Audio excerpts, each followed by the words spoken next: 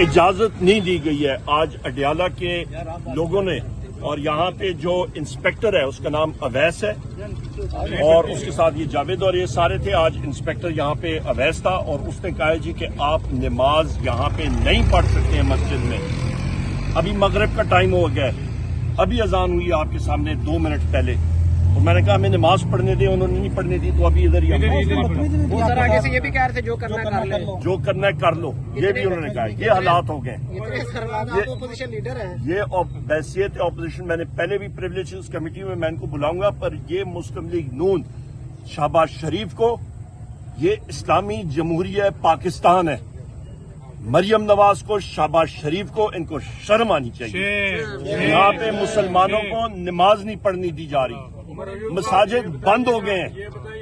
ये हालात हो गए हैं। ये एक गैर मुस्लिम मुल्क में भी नहीं होता, मसाजिद खुले होते हैं। यहाँ पे इन्होंने आज, आपने खुद साथियों ने देखा है कि इंस्पेक्टर अवैस ने, उसको अंदर से ऑर्डर मिला है और उसने दरवाजे हमारे बंद कर दिए। मस्जिद के दरवाजे आज इस्लामी जमहूरिया पाकिस्तान में अडियाला जेल की मस्जिद, जो चौकी मस्जिद है, अंदर भी नहीं है, और उसको मैंने कहा कि हमें साइड पे नमाज पढ़ने दें।